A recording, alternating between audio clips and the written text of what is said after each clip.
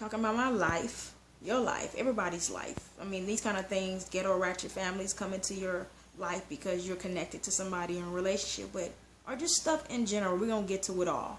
So I appreciate my subscribers, all 23 of you guys. Anybody that viewed and liked, thumbs up my video, I appreciate you. I have love for you, and I will follow back.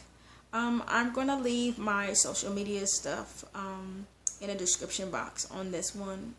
Everything from my Uvu to the Skype or whatever, my Google Plus, Facebook, and Tumblr, even my Pinterest if you want to follow that. So I'll make sure to try to keep that, in the description box. If you have any questions or comments, please leave it for me. I would love to hear from everybody. And this is for anybody, whether you're gay, like myself, straight, or whatever. You think about the things you've been through, and it's like, wow, I didn't expect to go through that. That was crazy that what happened, or what the fuck is going on right now? This is insane.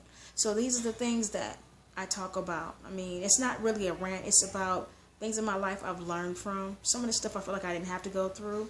I mean, when you're young, you're in your 20s, we go through a lot. We learn, we live, we learn, and you're trying to find yourself. In your 30s, you kind of got more together, like, that ain't gonna be right.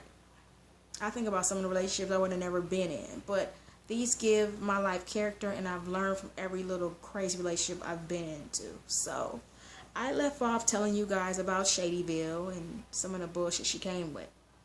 As far as her coming to my house for the first time and bringing somebody else without my permission, on top of being late. So the next thing I really realized, once we did get into a relationship, we kind of get to work things out.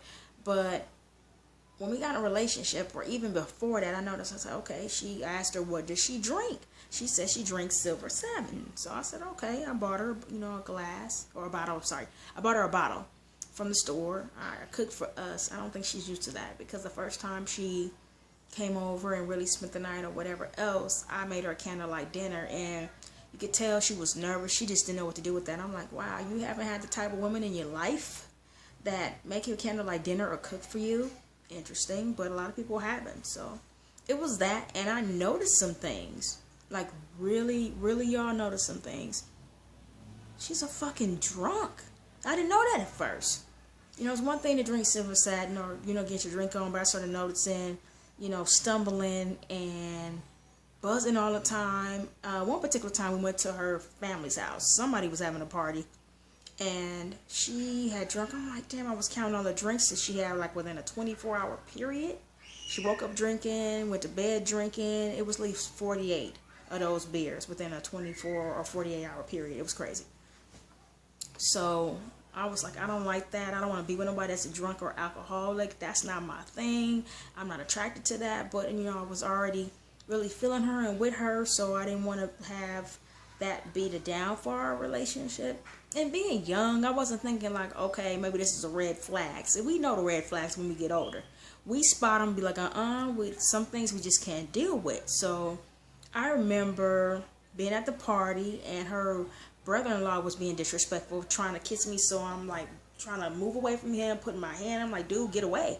And I went to the bathroom to check on her because she was constantly sick from drinking. Her brother handed her a drink, I'm taking it away. Her brother would hand her a drink, I'm taking it away. And I'm like, what the hell is going on? Why you keep putting this shit down her throat and you see she's already sick? Because I'm going to have to deal with that. She going on with me. So it was that. And then it's like some of her family members like me like that, whether they were girls or guys. And they would tell me, oh, she cheating on you, you should leave her alone, she doing this and that.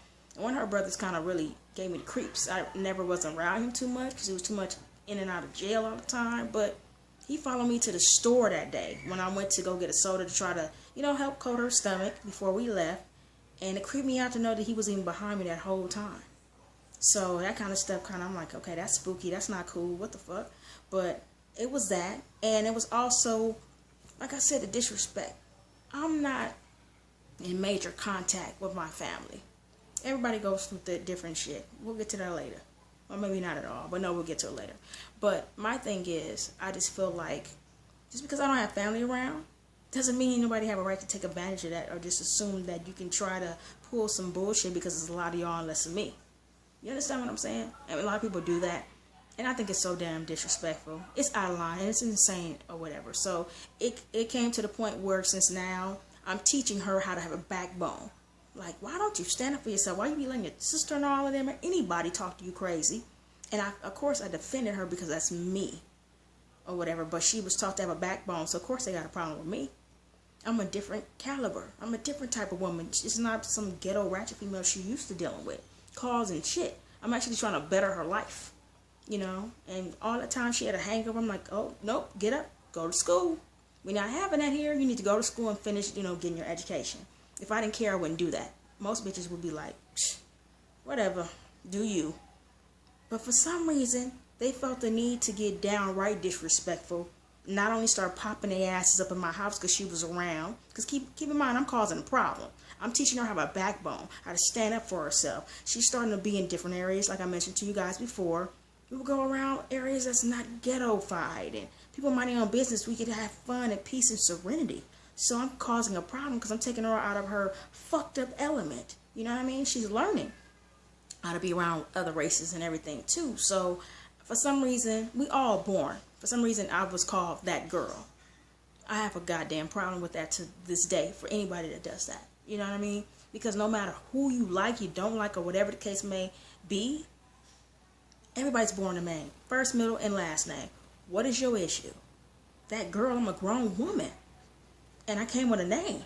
So just anything to be disrespectful because she's learning how to not to go to Denny's in a fucking limo. Is that the problem?